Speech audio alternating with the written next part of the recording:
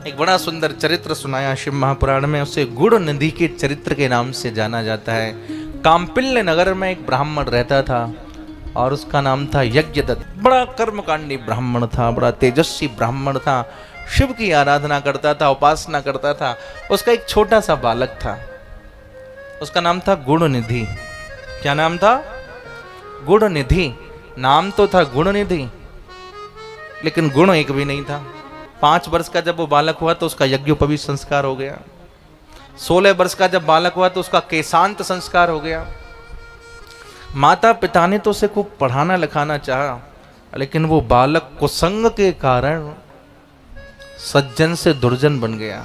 ध्यान से सुनिएगा, बड़ी अद्भुत कथा है। जैसा करोगे संग और वैसा चढ़ेगा रंग रंग। 15 से 22 वर्ष की जो उम्र होती है ना, ये बड़ी लचीली उम्र होती है। जिस चीज के लिए मना किया जाता है उसी चीज को जानने की इच्छा रखता है बच्चा। इसलिए इस बात को समझिए कि आपका बच्चा कहाँ जा रहा है, क्या। आजकल तो मैं देखता हूँ बच्चों को लोग पढ़ने के लिए बाहर भेजते हैं। जाता है पढ़ने के लिए, जब लौट करके आता है तो देवी जी भी साथ ही ले आता है। बोले ढूंढने की जरूरत ही नहीं है। माता पिता भी सोच लेते हैं आगे तो जो होगा देखा जाएगा, तुम्हारा ये भाव है तो चलो। नहीं मानना ही पड़ता है, नहीं मानेंगे तो फिर मानना पड़ेगा, क्या करें। और वैसे भी आजकल एक नया ट्रेंड चला है, नागपुर वाले बच्चों को हैदराबाद भेज रहे हैं, हैदराबाद वाले नागपुर भेज रहे हैं, चेन्नई वाले कलकत्ता भेज रहे हैं, कलकत्ता वाले चेन्नई भेज रहे हैं, दिल्ली वाले बॉम्बे भेज रहे हैं, बॉम्बे वाले दिल्ली भेज रहे हैं। आउटिंग हो जाती है, बच्चों के साथ में घूमना फिरना हो जाता है। बहुत से बच्चे तो पढ़ लिख करके बहुत इंटेलिजेंट बन जाते हैं और बहुत से बच्चे बिगड़े हुए नवाब हो जाते हैं। लेकिन मेरा मानना ऐसा है कि बच्चों को अपनी नजरों के सामने रखा जाए, कम से कम संस्कार का तो पता चले कि आपका बच्चा कहां जा रहा है। और इस बात में विशेष रूप से मातृशक्ति को बहुत ध्यान देना चाहिए। यज्ञदत्त नाम के जो ब्राह्मण थे वो तो दिन भर घर से बाहर रहते थे, घर में माता जी रहती थी और इकलौता बेटा था ये गुणनिधि। माता जी ने इतना लाड़ किया, इतना लाड़ किया। इकलौता बच्चा होता है ना, उसके बिगड़ने के चांस भी ज्यादा होते हैं। हाँ, बड़ा बेटा पिताजी का लाडला, छोटा बेटा माताजी का लाडला, बीच वाले बोले बन जाओ बाबा जी बैरागी। अब जिसके एक ही है वही बड़ा है, वही छोटा है, वही बीच वाला है, वो कहाँ जाए। तो उसके बिगड़ने के चांस ज्यादा रहते। अब अकेला था, मैया इतना लाड़ करती थी, पिता इतना लाड़ करते थे। कभी पिताजी आके पूछते थे पुत्र कहाँ है, तो माँ कह देती कमरे में पढ़ाई कर रहा है, प्रकोष्ठ में बैठ करके विद्या अध्ययन कर रहा है। लेकिन ना वो पढ़ता है ना वो लिखता है। उसका विवाह भी हो गया एक सुशील कन्या के साथ, लेकिन दुस्संग के कारण वो बालक ज्वारी हो गया और उसकी हालत ऐसी हो गई कि घर के सारे बर्तनों को लेकर के, सारे आभूषणों को लेकर के चुपचाप अपने पिताजी से छुप करके बाहर जाकर के बेच करके आता है। माँ को सब पता है, पिता को नहीं पता। एक दिन माँ ने समझाया, पुत्र तू बड़ा हो गया है, 19 साल का हो गया है, तेरी पत्नी 16 वर्ष की है, कितनी सुशील कन्या है, तेरा विवाह भी हो गया, कम से कम इन सब कामों को छोड़ दे। तेरे पिता का इतना बड़ा नाम है समाज में, कल को अगर कोई बात खुलेगी तो लोग क्या कहेंगे।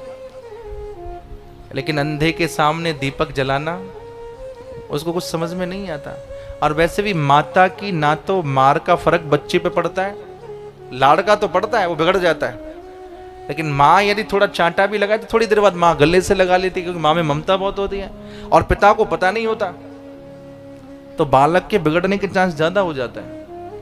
माँ ने बहुत समझाया लेकिन बच्चा समझा नहीं।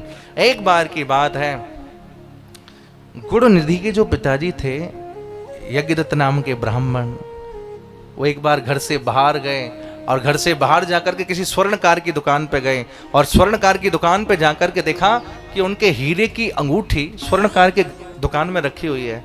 तो कहा भैया ये अंगूठी आपके पास कहां से आई? बोले आपको नहीं पता, आपका ही बेटा बेच करके गया है। घर की बात का पता बाहर से चल रहा है। लब्धा मुद्रा त्वदीयेन पुत्रेणैव समर्पिता मम मातुर्हि पूर्वेद्यु जित्वा नीतो ही साटक।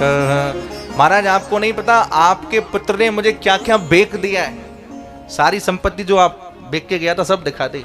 और बोले केवल इतना ही नहीं, वो दुष्टों के साथ रहने लगा है, ज्वारियों के साथ रहने लगा है। हर रोज उसके साथ वाले उसको निर्वस्त्र करके भेज देते हैं, सब कुछ लुटा के चला जाता है। अब पिता ने जब ये बात सुनी पुत्र के बारे में तो बड़े दुखी हुए। घर लौट करके आए, पत्नी को पूछा पुत्र कहाँ है। पत्नी ने फिर झूठ बोल दिया, बोले कमरे में बैठ करके पढ़ रहा है। अब पिता को बड़ा क्रोध आया। पहले तो अपनी पत्नी को प्रताड़ित किया कि तुमने जो भी कुछ किया अच्छा नहीं किया है। आज तुम्हारे कारण पूरे नगर के अंदर सब लोग मेरे बारे में ना जाने क्या क्या कह रहे हैं कि यज्ञदत्त नाम का ब्राह्मण, उसका पुत्र ऐसा हो गया। देवी तुमने अपराध किया है, अब मैं तुम्हारे साथ में नहीं रहूंगा। और यज्ञदत्त नाम के ब्राह्मण ने अपनी प्रिय पतिव्रता पत्नी को भी छोड़ दिया, पुत्र को भी छोड़ दिया और छोड़ छाड़ करके जंगल में चले गए। देखिए गलती किसकी है? मां की। समझिएगा प्रसंग को। अगर मां बाल्यकाल से अंकुश लगा देती अच्छे तरीके से तो बात आगे नहीं जाती, लेकिन मां ने समझा बच्चा है बच्चा है बच्चा है बच्चा है, और बच्चा समझ के आज घर की सारी संपत्ति को बाहर कर दिया। नगर के सब बड़े बड़े धनमान्य लोग हाथ में संपत्ति लेकर के, हाथ में फल फूल लेकर के शिव के मंदिर में जाकर के शिव का अभिषेक कर रहे हैं। और जब अर्धरात्रि का समय हुआ तो उस गुड़ निधि नाम के ब्राह्मण को बड़ी जोर से भूख लगी। चारों तरफ कुछ भी नजर नहीं आया तो सोचा यहाँ पास में शिवालय है, बहुत सारे लोग यहाँ फल अर्पित करके गए, मैं महादेव के मंदिर में जाऊंगा और वो फल खा लूंगा। जरा ध्यान से सुनिएगा, बड़ा अद्भुत प्रसंग है ये शिव महापुराण का। रात्रि में सब सो गए हैं, शिवालय के अंदर अंधेरा हो रहा है। गुड़ निधि नाम का ब्राह्मण मंदिर के अंदर गया, कुछ भी दिखाई नहीं पड़ा। तो अब भूख लगी है बड़ी जोर से, क्या खाए? पता चला कि मंदिर के अंदर फल है लेकिन कुछ दिखाई नहीं पड़ता, तो कुछ प्रकाश तो होना चाहिए। तो गुड़ निधि नाम के ब्राह्मण के पास में एक वस्त्र था, उसका लपेटा हुआ, जो उसने अपने अंग में लपेट रखा था, उस वस्त्र को उसने जलाया और उसको जला करके मंदिर के अंदर प्रकाश किया।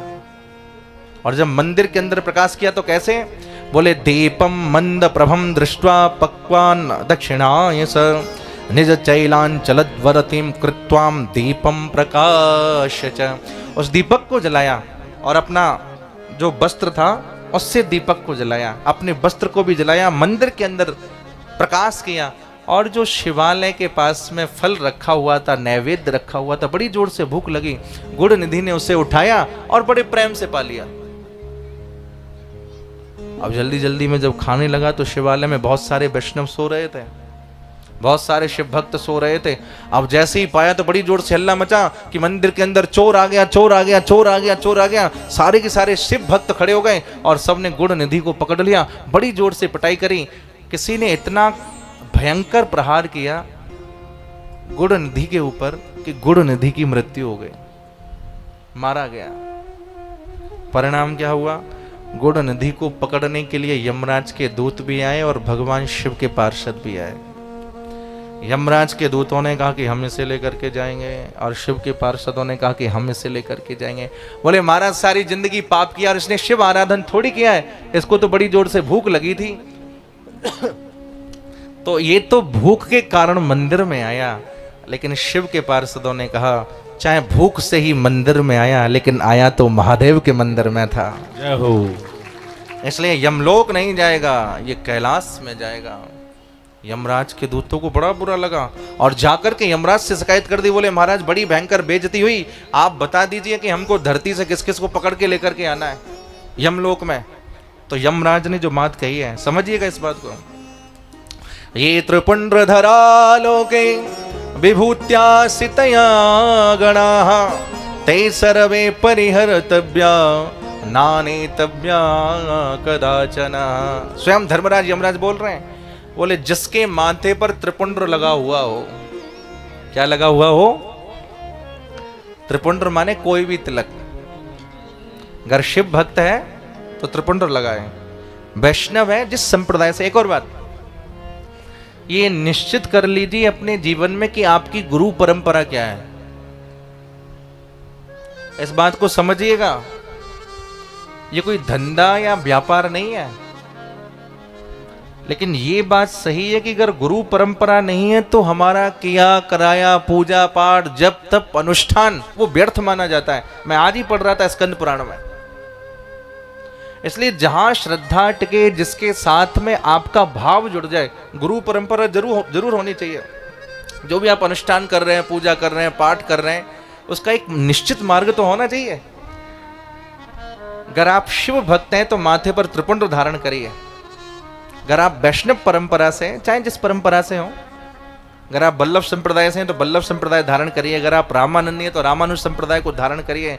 अगर आप गौड़िया संप्रदाय से हैं तो गौड़िया संप्रदाय धारण करिए। अगर आप निम्बार्क हैं तो निम्बार्क संप्रदाय को धारण करिए। अगर आप शिव भक्त हैं तो शैव संप्रदाय को धारण करिए। लेकिन ये बात निश्चित मान लीजिए कि जिसके साथ आपकी श्रद्धा है, जिसके साथ आपका भाव है, वहां गुरु परंपरा होनी चाहिए, दीक्षा संस्कार होना ही चाहिए। जहां आपका भाव जुड़ जाए तो आवश्यक है। तो जिसके माथे पर त्रिपुंड लगा हो अथवा कोई भी तिलक लगा हो, तो धर्मराज यमराज कहते हैं माथे पर तिलक लगा है और अगर उसकी मृत्यु हो गई है, माथे पर त्रिपुंड लगा है, तो बोले उसको यमपुरी में नहीं, उसको तो कैलाश की नगरी में जाना है, महादेव की नगरी में जाना है। जिसके माथे पर त्रिपुंड लगा है, जिसके माथे पर महादेव के ऊपर चढ़ी हुई चिता की भस्म उसने अपने माथे पर धारण कर रखी है और मृत्यु हो जाए तो वो यमलोक में नहीं जाएगा। अब इसका मतलब ऐसा नहीं कि हम सारे जिंदगी पाप करते रहे त्रिपुंड लगा लें, समझ रहे हो? उल्टा काम नहीं करना है। ये महिमा है शिव भक्ति की। माथे पर त्रिपुंड रहे, मृत्यु हो गई तो सीधे कैलाश। माथे पर चिता की भस्म आपकी लगी है, महादेव पर चढ़ी हुई तो सीधे कैलाश। कंठ में अगर रुद्राक्ष की माला है तो धर्मराज कहते हैं, यमराज कहते हैं, मृत्यु हो गई तो सीधे यमपुरी नहीं, चाहे जिंदगी भर पाप किया लेकिन सीधे कैलाश जाना है। इसलिए ये आभूषण है, चिन्ह है शिव भक्तों का। बोले चाहे इसने कितना भी पाप किया गुण निधि ने, लेकिन अंत में महादेव का स्मरण किया, महादेव के मंदिर में गया तो ये सीधे महादेव के मंदिर में जाएगा, कैलाश पर्वत पर जाएगा। शिव पार्षदों का और यमराज के दूतों का आपस में संवाद हुआ और शिव पार्षदों ने कहा कि इसने जो भी कुछ किया, इसका जो अगला जन्म होगा वो कलिंग देश के राजा अरिंदम का पुत्र, जिसका नाम दम हुआ, इसका नाम हुआ दम। और जब इस राजा का राज्य आया, शासन जब इसने किया, तो पूर्व का संस्कार था। इसे पता चल गया कि मैंने मंदिर में दीपक जलाया था, शिवालय के मंदिर में अपने वस्त्र को जला करके प्रकाश किया था। तो उसने उसी दिन से जब दम नाम का राजा बना तो पूरे नगर में घोषणा करा दी कि जितने भी शिवालय हैं, जितने भी भगवान शिव के मंदिर हैं, संध्या काल के समय में हर मंदिर में हर व्यक्ति दीपक जलाएगा और जो नहीं जलाएगा उसको भोजन अन्न कुछ भी नहीं मिलेगा। तो दम नाम का जब राजा हुआ तो उसने पूरी पृथ्वी पर यह नियम बनाया कि संध्या काल के समय में शिव के मंदिर में, शिवालय में जाकर के दीपक हमें जरूर जलाना चाहिए। जो व्यक्ति अपने जीवन से अज्ञान को ध्वस्त करना चाहता है, अंधकार को मिटाना चाहता है और अपने जीवन में प्रकाश चाहता है, उसको संध्या काल के समय में महादेव के मंदिर में जाकर के एक सुंदर दीपक जला करके महादेव को जरूर अर्पित करना चाहिए। उस दिन से यह नियम प्रकट हुआ। दम की भी मृत्यु हो गई और उसके बाद में जब उसका तीसरा जन्म हुआ, तो सूत कहते हैं, सोनक जी, जो पिछले जन्म में गुण निधि था, दूसरे जन्म में धम नाम का राजा हुआ और जब उसका तीसरा जन्म हुआ तो वही गुण निधि नाम का ब्राह्मण अलकापुरी का मालिक कुबेर बन करके धरती पर प्रकट हो गया। ये शिव भक्ति है, ये महादेव की भक्ति है कि वही अलकापुरी का राजा कुबेर बन के धरती पर प्रकट हुआ, तपस्या करने लगा। और तपस्या जब की तो तपस्या कहां करी? काशी में जाकर के। काशी में जब तपस्या करी तो भगवान शिव और शिवा दोनों प्रकट हो गए, शक्ति और शक्तिमान दोनों प्रकट हो गए। भगवान शिव ने प्रसन्न होकर के कुबेर भंडारी को अपना मित्र बनाया और उसे धन का, खजाने का मालिक बना दिया। इस कथा से ये भाव प्रकट होता है कि हमको शिवालयों में जाकर के दीप प्रज्वलित करना चाहिए और दीप प्रज्वलित करके अंधकार को भगा करके प्रकाश को ग्रहण करना चाहिए, संसार के दुख को मिटा करके सुख का अनुभव करना